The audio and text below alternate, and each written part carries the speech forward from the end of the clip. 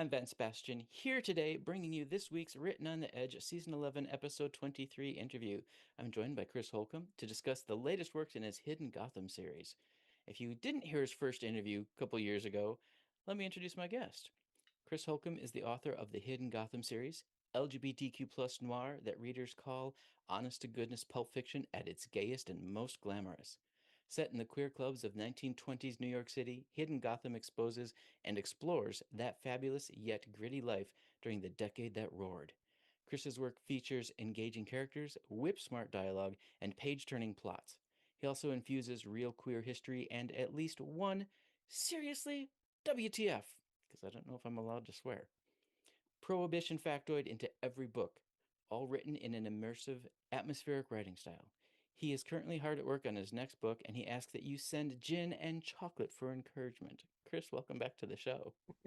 Hello, thank you for having me. Glad to be back. So, this is your episode. I should have cleared this ahead of time. Am I allowed to swear? Oh yeah, absolutely. I swear all the time. I was about to Perfect. ask you. I was like, do I have to make it PG, PG It's an 13? it's entirely up to you guys. We try to keep it clean if you want a clean episode. Well, I'm a New Yorker, so God help us. Oh, so fuck is part of your vernacular, like Absolutely, unconsciously. unconsciously, like just a million times a day in my head, out of my mouth. Yeah, And every inflection means something different. I love it. it does. It does. It does. It's a very versatile word. It could be a noun, a verb, an adjective, It actually does and cover all parts of speech. it does. It totally does. Awesome. Well, welcome back to the show. What have you been up to?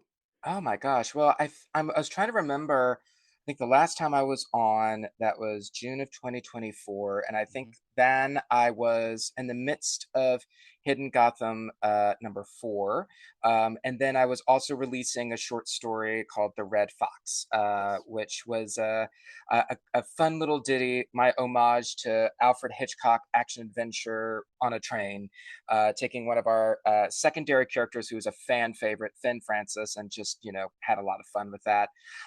Since then, I released another short story that following December on Christmas Day called The Naughty List. That takes another secondary character of my series, who is a gangster liquor supplier whose name fortuitously had to be was Nicholas Fife, and I was like, oh well, you're going to have to be a Saint Nick of a sort, and Yep. so that was a fun little short story that I released. The short synopsis of that is he goes around every Christmas Eve to all the clubs that still owe him money. So he's kind of an opposite Santa Claus. He leaves things leaves with things from your home rather than dropping them off. But then, of course, being a crime novel, a crime short story, it all goes terribly wrong. So that had a lot of fun with that one. So, Uh, are we allowed? Let's focus on that one first, and we'll focus on give air to the next one. yeah, yeah, Um, are we allowed to talk about the crime that he realizes? Because it's yeah, yeah, not yeah. I one mean, he's it's going to want the police to be involved in. exactly, exactly. One of his speaks is robbed, and you don't rob from gangsters. And so he's like, well, we're going to get the money back. And so he has to go and track it down. And I had a lot of fun working in a lot of, kind of Christmas imagery and Mhm. queering it up. So I'll just say this. He does end up in a Santa Claus suit, and he does interrogate suspects on his lap. So Brilliant, brilliant. there's yeah, there's a chimney involved in another scene. Like, I mean, it's a lot of fun. So it's a good holiday short. Have you roped in any of the other characters? For that one, no, I think it was just him and his driver Wim, who you meet in the second book, The Blind Tiger. But because it's such a short, real estate, Mhm. it kind of focuses on them and some additional characters. But yeah, but it's a good story for the naughty and nice alike. Excellent. All right, and then you were about to lead into the fourth Hidden Gotham novel, the Yes, one you yes, yes. teased, the one you teased me with last time. I did, yeah, and that one took a little bit longer, but I wanted to make sure that it was right. Mhm. It's a standalone, so actually it can be read in any order, if you wanted to kind of jump in. But it stars another secondary character, named L Train. And you meet L Train in the first three books of my series, and she is based off of the real life Gladys Bentley. I highly recommend you all look up Gladys Bentley. She was absolutely fabulous. She was one of the most famous and infamous queer performers of the Harlem Renaissance in the 1920s and early 1930s. She would perform in a man's tuxedo with an Eton jacket and tails, top hat, cane, and she would, vulgarize popular songs. She would also do some really heart wrenching numbers. She kind of like played the gambit, makes you laugh, make you cry, make you gasp. She would flirt with women from the stage, which was extremely taboo. She would also really work the press. Like there's at least one instance that we found where, she told one of the newspaper reporters interviewing her, "Oh yeah, I just got married," and they're like, "Well, who's the fella?" She goes, "Fella? No, it's a woman, and a white woman at that." Um, Can I? is that Can true? Is that not? We don't really know because it's not like there's paper evidence, records of it. But there was a rumor going around that she was married to an Upper East Side woman, and they shared very expensive cars together. So can I ask if the that style of marriage, the women and women, men and men, is the seriously what the fuck of that book? no. Okay. There are some other things in that one. I'll get into the plot in a little bit, but yeah, no. So Gladys was really really kind of a wonder. She started off on the rent party circuit. Hmm. So rent parties back in the day, particularly in Harlem, because the landlords jacked the rents. And so, in order for people to make rent, they would host parties. So, you either paid a cover charge at the door, you paid for food or drinks. And then this kind of became almost like a starting ground for a lot of artists. So, whether you were a dancer or a singer or a musician, you would then kind of get in on kind of playing rent party after rent party after rent party. And then eventually you would kind of get into your own clubs. So Gladys was one. Fats Waller was another one who started off on the rent party circuit. So eventually she ended up at the Clam House, where were advertising for a male piano player, and she goes, "Great!" So she just shows up in a suit, and she goes, "Let's do it." And she, was that's a sensation. Mm-hmm. Langston Hughes wrote about her and lovely things about her, saying that it was just a marvel. She was a marvel to watch and a marvel to experience. And then eventually she ended up owning her own club, the Executive Club, in the early 1930s. So like she was a force to be reckoned with. And so she came up very early in my research when I started the Hidden Gotham series, when I was like, let's do the queer 1920s. Let's see what that's about. And she was one of the first figures I found, and I knew that I had to have a character based on her. So my fictionalized version is L Train, Mm-hmm. Eloise Ankins, but you don't call her that unless you seriously want to get in trouble. Okay. She performs she starts off the series performing at the Oyster House, not the Clam House, but the Oyster House. Fair. Um, and then in the course of the three books prior to this one, she ends up at the Watkins Hotel, and which is owned by Madam J.A. Watkins, who is kind of a mishmash of Madam C.J. Walker and her daughter Aaliyah Walker. Um, Basically a millionaire, a black woman millionaire, because yes, we had them back in the day. Absolutely. Um, and so I had her owning this hotel, and she sees Elle's act in The Blind Tiger, and she goes, "Oh, you've got to come play my club." So we start off the book, the Big Timer, which is of course the fourth Hidden Gotham novel. We should probably put We the probably title just in there. mentioned the title. You know, little things. Yeah, no, so the Big Timer, and so she's starting off, playing at the Watkins Hotel. What we learn is that she does have a white wife, a secret white wife, and that poor unfortunate woman is murdered. I killed her off. And so this is a wrongfully accused mystery. So we see that, but it's constructed in a different way. We see it before the murder, so you get to see their relationship. You get to see Elle's world and Elle's world with her wife Alice. We see it before the arrest, Mm, because that's how the book initially kicks off, and then we just kind of go back in time, okay. and then before the trial.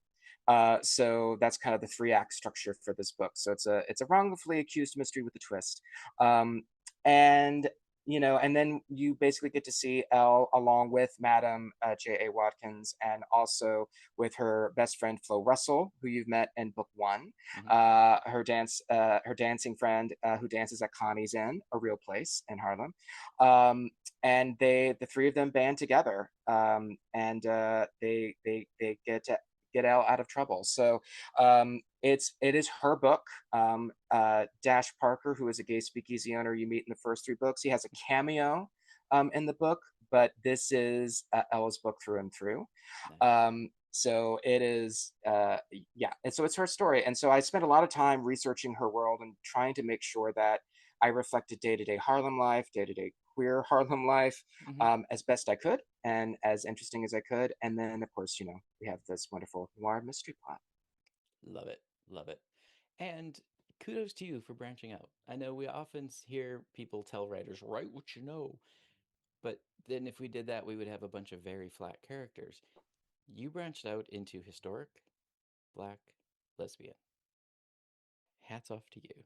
Nicely done. It just because I've previously read your work and I know the amount of research you do, I have no doubt you treated it with sensitivity and authenticity with your blend of humor. So, Yeah, yeah.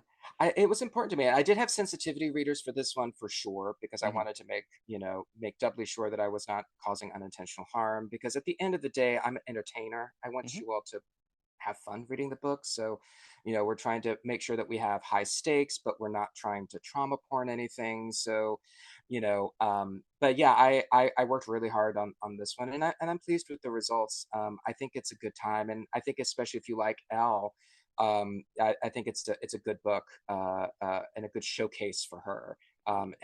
and all that, and I had a great time. Writing some of the secondary characters in her world. So like there's some scene stealers in this one that I really like. Are they going Um, to get their own short stories?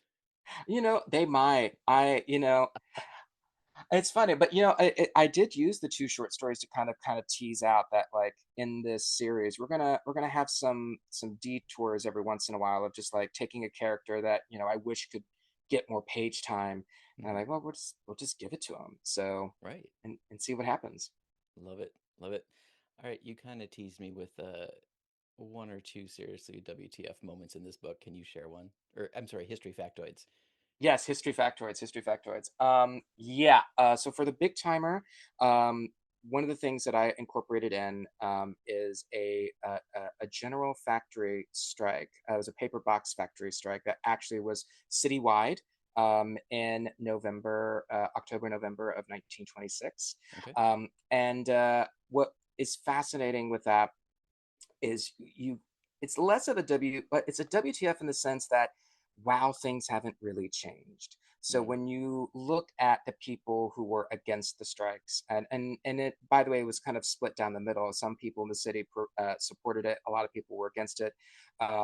Workers who were against it were like, no, that it's going to backfire. They're going to get back at us. Like, just keep your head down and move forward. And other ones are like, no, we shouldn't have to put up with these working conditions. I think probably for some readers, particularly the younger readers, I think they would be surprised at the fact that there was child labor back in the right. day, Right. and that like 5-year-olds, 6-year-olds, 7-year-olds, 8-year-olds were working in a factory and getting glue burns, and Hmm. like getting injured in other ways, broken bones, broken fingers, sometimes dismemberment. I mean, so like, it was not great to be a working class person in a factory back in the day. So I definitely incorporated that, and the fact that in particular, the factory bosses would work with the police to basically bust up strikes. So they would use violence or instigate violence to create kind of a brawl, so that way they could arrest everybody and then kind of use that as PR against the laborers and the pro labor movement. So, Hmm. so that is one that is in there, and the reason that's in there, you'll find out very early on, is that it's because Elle's wife, whose family owns a paper box factory, she is secretly funding the strikers against her own family's factory. Oh wow. Yeah, I know. Twist. Twist. Gives a lot more suspects to her murder. So, Sure so does. that is one historical factoid. Another one, which is I find interesting. It's not like WTF in a clutching pearls type of way, but Hmm. one thing I worked in was numbers. Numbers was very much an integral part of day-to-day life in Harlem. It was a black-owned, black-operated business, which was rare for the time because most of the businesses in Harlem, like at least the properties, were owned by white people. Like 80% of the buildings in Harlem back then were owned by white landlords. So here was a completely black-owned business, and it was a multi-million in 1920s dollars business. I think it made on average in the 20s like $10 million a year, Wow. which would be someone smarter than me can figure out the inflation for that. Um, but it was the way they operated it was fascinating. They would pick three numbers, the three ending numbers from the stock market ticker tape that would be reported in the newspapers the next day. And Okay. so what you would do is you would lay down your bets to pick which number would show up. I mean, it's basically the lottery, right? But the way Hmm. that you would set your bet was like, all right, so let's say I have a quarter, 25 cents, right? You could either do all on the number 25, or you could break the 25 cents into different numbers. So it'd Okay. be like, I want a five and a four and oh god, I can't do math. That would be what? That's nine. So then and an 11, and then another five, whatever, And then those would be your list of numbers. And if they showed up the next day, you'd go up to your numbers runner, and then they would pay it out. And so there would be numbers runners on almost every street corner, and you would go and place your bets on your way to work. Wow. So Elle has her favorite numbers runner that she goes to. And then there's an older gentleman who's always there giving the numbers runner grief because he never wins. His name is Terrence, God bless. And he every night he has like a dream and a premonition of which number it's going to be, and it never is. Um, but I just found that absolutely fascinating, just how they made their bets. And I found that out because I found trial transcripts where someone went undercover and was testifying how they made their bet because they were trying to get the numbers runner shut down. Gotcha. And so I was like, oh, I just thought you just picked them at random, but it's based upon the actual money you were betting. Um, Interesting. just really, really fascinating. But yeah, it was successful and it ran for decades. And it was not just New York. Either. I was talking to a friend of mine, and I mentioned that to her, and she goes, "Oh my God, numbers!" She goes, "My grandparents played that all the time in DC. Like you went, you got your numbers, and sometimes when you want it, paid your rent." So Wow. yeah, That's amazing. All right. Is there yeah. anything else about either of those novels you want folks to know that I didn't think to ask? Oh, right. Yeah. So yeah, I mean, I think the one thing I would say is just the title, the big timer. Uh-huh. Some people might have heard that phrase before. It might be new. It might be something new for listeners, but the big timer, that usually meant a very successful, very dapper, very wealthy man, and someone who had a great power and influence. And so I chose that as the title for this book because I wanted to flip it and have it be about very strong, very successful, very wealthy, very powerful women. Hmm. And so the title for that one's, all my titles are intentional, but that one especially so. I was like, nope, Elle is a big timer, but also so are all the women that are gathered around her and helping her. Right. So yeah, but it's a good time. It's a really fun book. And yeah, and it's good. And as like I said before, it's a standalone. It sits. It does take place after the events of the Devil Card, but it doesn't bring over any of those plot lines. So you can start with that one if you wish. And yeah, and I hope everyone who picks it up, I hope you like it. I hope you enjoy it. And if I may make a plug for your store, folks can buy it at your website in paperback, ebook, and audiobook, right? Audiobook, not yet. Okay. The audiobooks are available for books one through three. Okay. But actually, I'm talking with a narrator right now, and we're getting it scheduled. So there will be a big timer audiobook soon. So I'm very excited. Cool. Um, yeah, Cool. Cool. and then But yeah, we okay. should send people to your website first before they go to some other big store. Yes, big stores that should not be named. Yes, if you go to chrisholcombe.com, you can purchase them directly from moi. And by the way, if you purchase anything directly from any author, a gay angel gets their wings, and Yes. we want more angels, gay angels with wings. So go support local authors and indie authors. Um, but I yes, and oh, sorry, cut. was gonna say that was a beautiful segue. The Rainbow Readers Cruise and the cause. Talking about Yes. gay angels with wings. Mm-hmm. Mm-hmm. Yeah, so I was part of the Rainbow Readers Cruise last year. My narrator, Joel Leslie, he runs it with his husband, Rich, and they do a fabulous job. They get together authors of queer works, narrators who narrate queer books, and then readers who love them. And we did it, and it was a lot of fun. There's panels that we were on and attended. We got to meet and dine with readers and go to the beach with them. And I met a lot of really fantastic people. And so I was like, okay, we'll do it again. And one of the things that we did, what we were talking about rather on that cruise was how do we kind of like raise money for some causes? Because this was 2025, so already we were seeing you know how our community was being attacked, in particular our trans brothers and sisters. And so um, we had this idea of like having a short story anthology, which would all be kind of cruise themed. Hmm. And then we would like put it all together, and then none of us are making a dime off of it.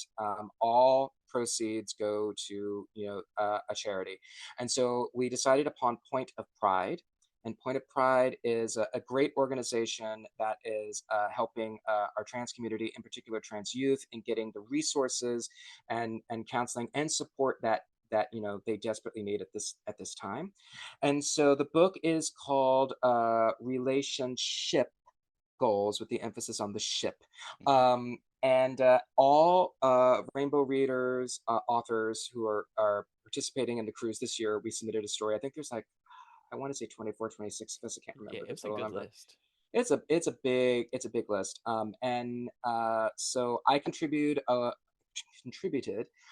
story called The Sea Dogs, which stars Dash Parker, our gay speakeasy owner from our first three novels, his lover Joe O'Shaughnessy, our big ginger bear of a bartender, my husband's favorite character, and then of course, the tiny but mighty Finn Francis, who is an absolute joy. And he has a sailor boyfriend named Borden. We meet Borden in the Devil card, and Borden likes to stay at the American Seamen's Friends Society. I love saying it.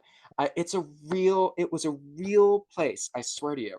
Okay. It is a structure. It's basically like a hotel entertainment center for sailors. So when they would dock, they wouldn't go and get into mischief. Hmm. They got into mischief anyway, but hey. But yeah, and it was a massive kind of an property. It had a bowling alley, it had a dance hall, it had dining halls, Hmm. and of course, it had room and board. It is still in existence today. You can walk in it. It's just called the Jane Hotel now. So if you Interesting. stay at the Jane Hotel in New York City, that is the American Seamen's Friends Society. So anyway, so Borden, of course, stays there, and he has been framed for murder. And Finn is like, we have to get him. We've got to rescue him. He's being detained by security. The police are on their way, so it's we've got a time limit. We've got to figure out who murdered an old sea captain with a bowling pin, um, because why not?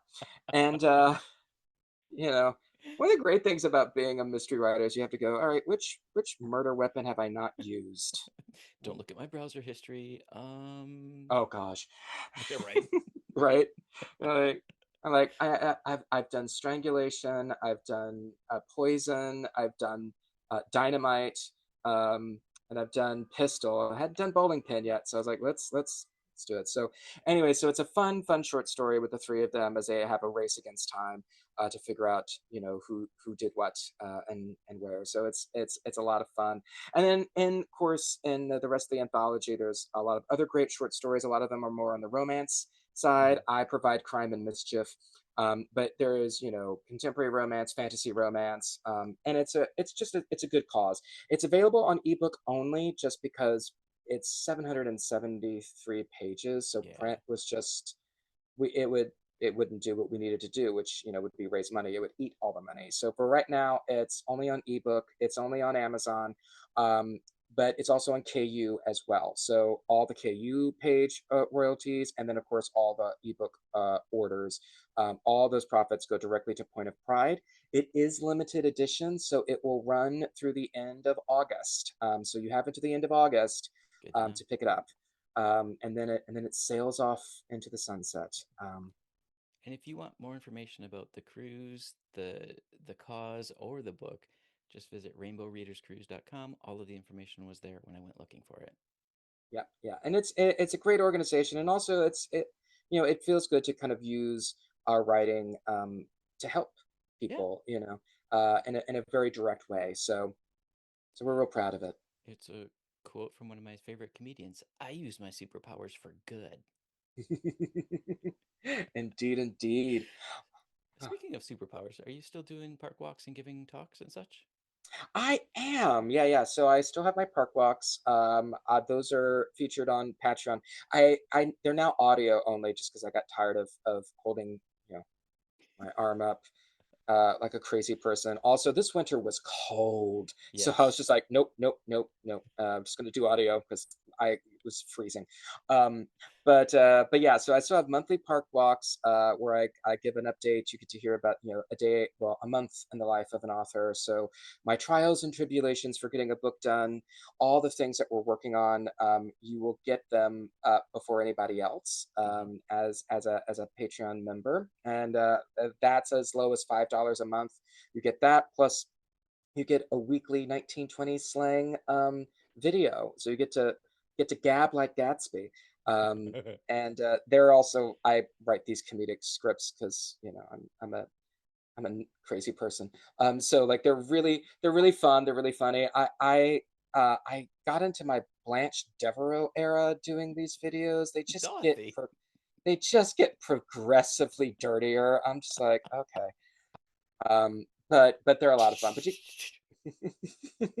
exactly, exactly. But yeah, so that's on my Patreon, and also there's also different tiers. There's like $1 a month where you just get the slang videos. $5 a month you get the slang videos plus the monthly park walk audio. Higher tiers you can also get discarded scenes from books, so you get to basically see deleted scenes, like or stuff that I was going in one direction for the book and completely changed it. Right. So you get to kind of see what might have been, what could have been, um, Alternate and universe. ultimate universe, and then some additional content after that. But yeah, so it's a good time. Come join the Hidden Gotham community on Patreon. It's again, you get to support an indie author, so more gay angels get their wings, but also you get to get some cool stuff as well. That's awesome. Very, very cool. Yeah, and then I do have a couple of talks coming up, and a couple of events. So I just did a talk at the New York Public Library last week, which was live streamed. I believe you can find it on YouTube. I was just gonna Um, ask. yeah, yeah, and I'm pretty sure they put it up. But hopefully it will by the time this airs. But it was a lot of fun. I basically went through some of my favorite 1920s queer history figures, and in celebration of Pride, Nice. and also just reminding people that there's a big push to kind of erase our existence, erase our contributions, particularly in the past. Hmm. Um, my favorite way that people try to do this is, well, we can't, put our modern day identities onto people 100 years ago. They wouldn't have like identified this way. You're like, yes, technically you're correct. They wouldn't have identified in the way that we identify, but they were still queer and Right. they were still like living their lives as such. So don't even. It's one of Um, those. I'm like, yeah, they may not have had the terms. They still knew who they were inside. exactly, exactly. Also, like the Committee of 14 was going undercover and writing people up. So don't tell me queer people didn't exist. Mm. So, but I always like to give these talks to kind of remind people that we've always existed, we've always been here, and we've always been fabulous. We've done some fabulous shit in our history. We've driven culture and industry and all this, and so I get to kind of focus on some queer figures that did that. So Nice. obviously I talk about Gladys Bentley, but I also get to talk about a couple of other figures like J.C. Leyendecker, who was a prominent illustrator. Also, you want to talk about dirty, talk about queer coded. Look at some of those images, y'all. Oh my lord. Um, and then and get to talk about the drag balls in Harlem and all of that. So Hmm. I'm giving another talk that we are going to record ourselves at another New York Public Library, the Tompkins Square Library. So I'm coming down to the Lower East Side, y'all, and that's going to be next week on June 25th. I think when this airs, with this might be afterwards. I think, yeah. So I think, Yeah, yeah. This will air on the yeah. 26th, so that'll be the day before it airs. Okay, but we'll have to cut that. But I think what we'll do is we can say, Well, let people know that it'll be available to view from your site, from your YouTube. yeah, it should be. It will be available. Yeah, it'll be available probably the week after. Okay. All right, well, let me try that again. Take two, everyone. Editing. um, Yeah, and so I'm giving another talk at the Tompkins Square Library. So I'm coming down to the Lower East Side, and I'm going to be giving the same talk. We're going to be recording it, and so we're going to be putting that out onto my YouTube channel. We're going to be cutting it up into clips, and the whole thing will be available on my Patreon. So if you join my Nice. Patreon, you get to see the whole thing unedited, and see the whole talk along with the Q&A. So it's going to be a lot of fun. I'm having a blast, kind of spreading the gospel of 1920s queerness to everyone. Um, Nod to my evangelical roots. There those Um, angel wings again. Those angel wings again, yeah. But yeah, and then I'm doing a couple more events. I've got a Barnes and Noble signing in Rehoboth Beach in July, on July 17th, Nice. from 4 to 7 p.m. That is the weekend of Rehoboth Beach Pride. So come on in to Barnes and Noble, pick up a book, so that way they'll carry me and we can clear up their bookshelves even more. Um, Yes. and then of course I'll be signing and answering questions and all that. And then I'm going to be at Castle Hill Estates on August 2nd, um, for their Jazz Age lawn party. I'm Cool. so excited to go. It's in Ipswich, Massachusetts. It's from 2 to 8 p.m. So there's dancing and vending and bands and talks and everything. I'll, of course, be there with my books. And I think I'm going to be involved in either a panel or a reading. We're still working that out. But it's going to be a lot of fun. I've never done it before. They have been carrying my books in their bookshop, and I've been part of their uh, reading group, which is really cool to It find is that really out. cool. Yeah. They're like, hey, you're in our reading circle, and we want you to come and be a part of our event. So I'm super excited about that. You do have to register prior to that event and buy a ticket. So anyone in Massachusetts, come on up to Ipswich and let's get our Gatsby on, because I've seen pictures of this place and it is like a Gatsby mansion. I've never seen anything like it. So it's gonna be a scene. That's Um, amazing. Love that. Any others you want to plug?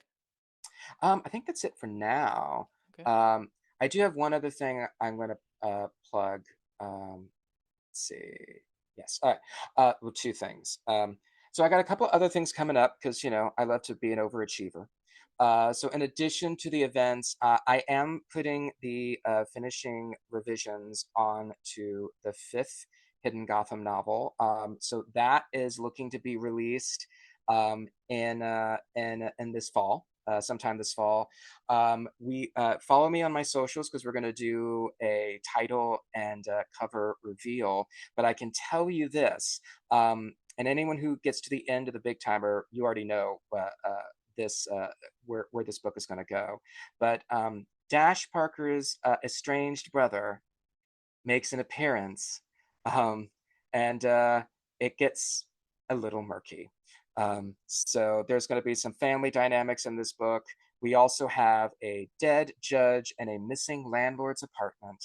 Um, so we got a missing person and we got a dead guy. And somehow Dash's brother is involved in this mess. And so Dash has now got to go and save the brother that wanted nothing to do with him for 6+ years, and keep him out of prison. Isn't that just our lot in life? Right? I know. Dash is a much more decent fellow than I am, um, but that's going to be coming out. So join my socials to learn more about that. And then we are going to be doing a Kickstarter event later this year. So we are going to be doing special edition hardbacks for all of the books. So all the covers are going to be redone. They're going to have Mm. new covers, new motifs, and yeah. And so we're going to be going through Kickstarter for that. So once we get that set up, again, follow my socials, then you can kind of see uh, uh, how you can contribute to it and get those hardbacks before anybody else. But Nice. I'm looking at the designs right now, and it's going to be really, really cool. So we're really excited about that, and it's also a great way to celebrate this series being 5 years old because it turned Hmm. 5 years old this year. So it's been a lot of it'll be a great way to, I think, to celebrate it and just be like, all right, let's do a little refresh and let's get some hardbacks because as a book fan, I love hardbacks. All I of my know. favorite authors, I go and I track down their hardbacks. And some of my favorite authors, they came out in like the 70s and 80s. You have no idea how hard it is to find those original hardbacks, but I did it. So I've always wanted to have my books in hardback. So we're gonna make it happen. So Nice. um, so a lot of cool stuff happening this fall. That sounds incredible. And what a way to celebrate fifth anniversary. So is 10th anniversary a Netflix series? From your lips to the goddess's ears. All right. Are you ready for my get to know you questions? Sure. All right, let me just do a quick thank you to all of the fans and friends for being with us and supporting us for 11 years. If you want to support us financially, because we do produce a show out of pocket because we love our queer authors and we believe in archiving all of these voices, you can go to patreon.com/wrote podcast, buymeacoffee.com/wrote podcast, or on our YouTube channel, you can just do a 99 cents a month support. Any of those help, and it helps us bring you these voices. So thank you from the bottom of my heart. All right, Chris, what book, film, or piece of art has had the biggest influence on your writing style? Okay, so book would have to be A is for Alibi by Sue Ooh, Grafton. yep. Just that entire series. It's a masterclass about how to write a long-running series with a really engaging main character. But one of the things I love about Sue, and one of the things that's very evident in A is for Alibi, is she comes from the world of television. So she used to write teleplays, screenplays, for shows and what have you. And you can tell that this one character who's like in maybe one scene or two was written explicitly for like that actor who's going to get their big break and they're going to Yep. chew the scenery.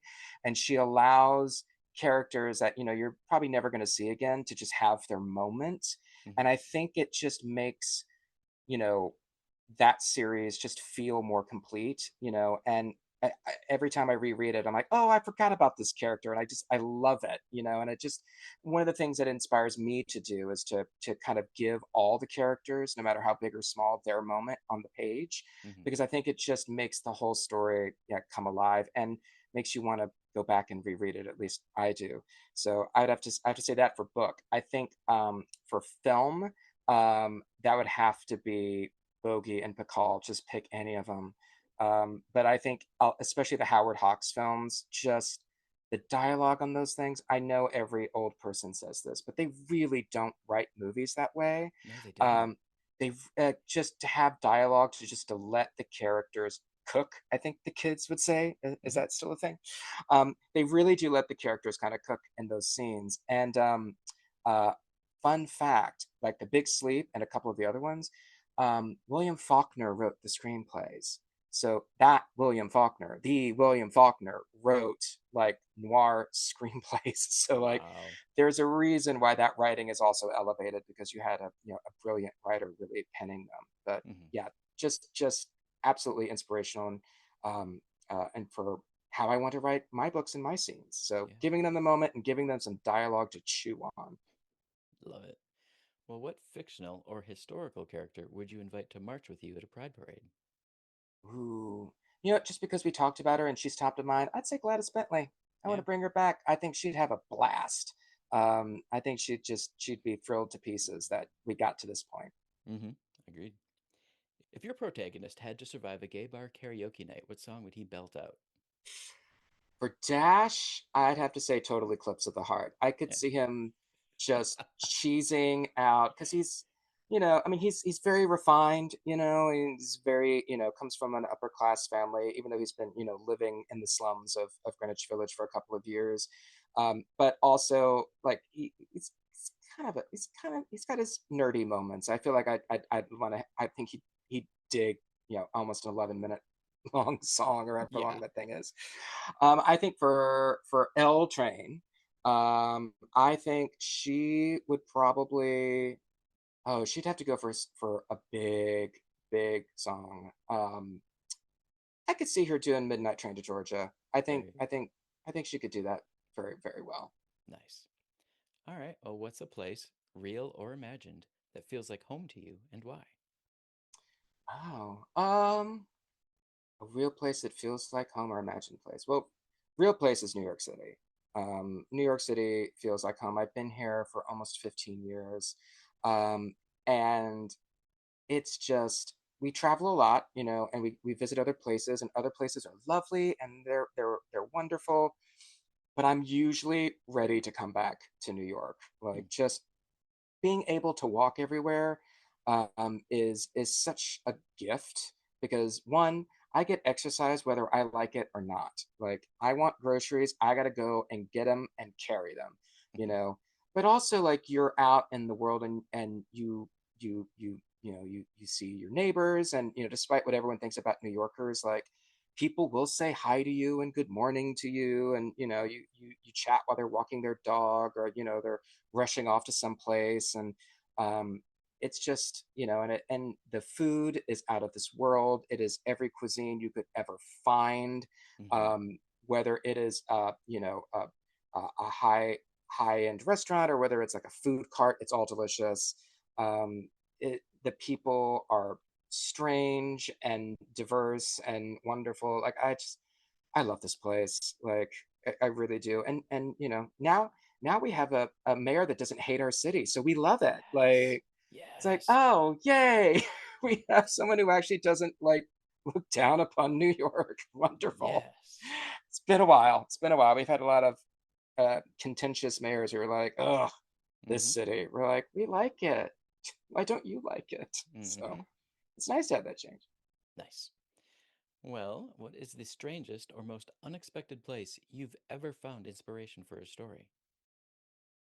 Um, oh, that's a good one.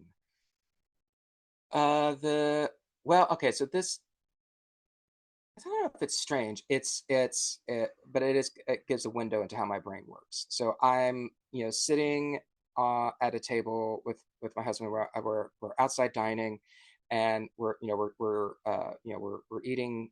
It had to be breakfast or something like that. It was midday or early in the morning, and there was a fire trucks had been called to this corner building, and there was a mini fire. No one was hurt, no real damage, but you could see like the smoke coming out of like the windows, and all the fire trucks were all around. People were gathered around, and I was looking at that, and then I just looked at my husband. I go, "So I think I'm going to open the third book with a fire and a rescue," and he was just like, "Oh." I'm like, "Yeah, I think that's a good way to open," and Nice. that is the opening to the third book, The Devil Card. So they're over bagels. That's where I got that idea from. Beautiful. That's amazing. So, what themes or motifs do you find yourself returning to again and again in your work? I think from a dialogue perspective, and I just learned this phrase. I'm learning the book talk phrases. It's making me so excited. Um, the I'm trying to be hip, y'all. I am. Um, it's the grumpy sunshine dynamic. It's used a lot in more romantic comedies where you have like the gruff, mean person who has secretly has a heart of gold, and then you have like the other person who's more like sunshine and roses, and they clash and they bicker and they do all that kind of stuff. And I realized when I'm now looking at my body of work that I really love having kind of the grump and the oh would you relax kind of foil in a lot of my dialogue scenes. So Dash, of course, is the sunshine Mhm. cadet, and Joe Sure. O'Shaughnessy is more of your grumpy bear, kind of like, what are you doing, lassie? Like you're gonna get yourself killed. Yep. But then even in this latest book, you see that play out with his brother. You see this play out between Joe and Finn. You see this play out in the big timer between Elle and Flo. So like that's something that I really apparently I just love the kinetic energy of that kind of that place. And I think from a thematic standpoint, I think a lot of uh, what I see in my work is flawed, like, well, actually, I would say like flawed characters, but I think also like sympath in some ways sympathetic villains. Mhm. They're not they're I'm not making excuses for them, but you can understand why some of them have kind of done what they've done. Mhm. Whether those are like long going series villains, whether it's Nicholas Fife, my gangster character, or Zora May, who you meet in book one, you're meeting again in book four, who is the Harlem's bareness of business. You kind of understand why they do what they do, or at least kind of get it. When you get to even some of the whodunits, I hope that you can kind of go, oh, all right. Um, you're still despicable because you committed murder, but okay. So I try to not make it such a clear cut, like you're just an evil villain type of thing. I try to Mhm. show the shades of gray of things. And I think the last thing from like just a structural perspective is when it comes to whodunits, I do play fair, y'all, and uh, I try to give you as many clues as possible. I will also misdirect you as much as possible.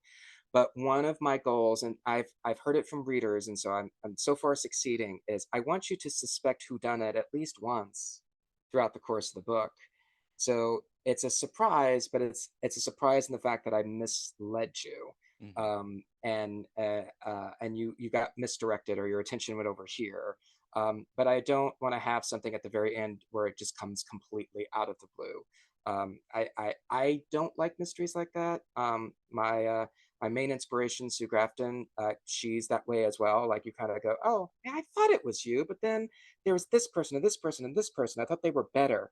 Um, so I aim for that as well. So I play fair, y'all. No unreliable narrators here. Do you aim for the reader to figure it out a page before it's dropped? No, but I do have a build up. One of the Okay. things that I'm definitely doing now is um, because the plots are getting more complicated as we go along. There's a bit more. It won't be like the last chapter. All of a sudden, there's like the big reveal. Now it's more of like taking up a little bit more page, and we're like, oh, we're seeing the pieces come together. Got it. Because I think it's exciting for any detective to be like, oh my God, I'm starting to see it. I'm starting to see it. So I kind of have that reflected for the reader as well, where you're like, oh, wait. I think I know. I think I know. I think I know. And then there we are. Nice. All right, final question. What is a piece of LGBTQ plus themed culture, so it could be music or film or art or history, that never fails to inspire you? Oh gosh. I mean, I think just our history overall. When I look at it from like a macro perspective, I'm obviously looking at a very uh, specific time period for these books. I'm looking at it from a 1920s perspective, 1926. But when I look at these figures and I see kind of how their lives played out, and I don't want to, you know, sugarcoat it. Like some of them don't end happily, some of them do, some of them kind of end in the middle. But ultimately, what I see is that despite oppression, despite the best efforts, and some of the most horrible people in charge, we think about the Committee of 14 and the anti-vice organizations that were very much had a lot of roots in like the white supremacist organizations with like the KKK coming up in the 1920s. You look at Nazism in the 30s, that definitely in Germany Hmm. went after the queer people, and the queer populations there. You look at McCarthyism in the 50s and the Lavender Scare along with the Red Scare, and then you look at kind of like the more palatable and well, not palatable, the more marketable indifference of the 80s, where they just kind of ignored us during the AIDS crisis, and all this. And yet we still survived, and we still, overall, as a community, just have the resilience to kind of keep going, and not just keep going, but keep going and creating things, creating art, creating music, creating businesses, creating neighborhoods, creating communities. That is, talk about superpowers, that is kind of our collective superpower. And I hope we don't forget that. It's very easy to think, get fractured and siloed and infighting and all of that, but like, no, we together, like, we have survived a lot of horrible things, a lot Hmm. worse things. We can make it through, and we can make it through with a song in our heart and a smile on our face. And I think just that's something worth remembering, and that inspires me whenever I get really depressed and really cynical about what's happening. I just look at that and I go, well, you know what? Like, we've been here before. We made it through. We will Hmm. make it through this again, as long as we don't forget how we got it through the first time. So I think, that's a great point of inspiration, for me. Love it. All right. I know we talked a lot about what you've got coming up and dates and such. Did we miss any? I don't think so. No, I Okay. think we got those covered. All right. Then again, we should point folks towards chrisholcombe.com. They can find all your work there. They can launch off into your other socials or your YouTube channel. It's sort of a great starting point for everything you're doing. Chris, do you have any final words of wisdom? Wisdom. I don't know if I have wisdom. I'm still figuring out, and I have the therapy bills to prove it. But I would say, yeah, just we've always been here, y'all. We've always existed. We've always been in cultures and countries and communities. Um, and we've always been fabulous, damn it. Like, we always have been. Hmm. And we always will be. Exactly. To Pride. To Pride. Happy Pride, everyone. Happy Pride. All right, I'd like to extend a huge thank you to Chris Holcombe for coming back and telling us about his latest works. Chris, thank you so much.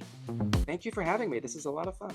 It is a lot of fun. And I'd also like to thank you for preserving and highlighting queer culture in our history, specifically the 20s in your case, but your brand and message about not forgetting our past, you're living it and you're doing the work.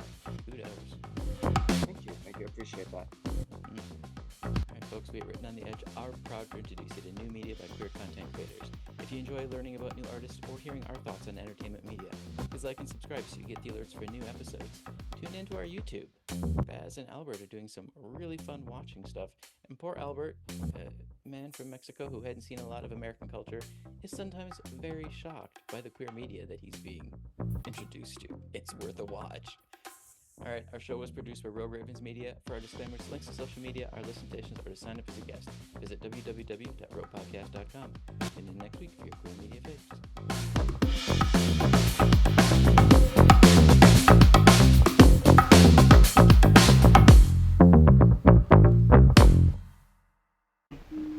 Oh, what's that? Closing time. The bums rush in melody, dear.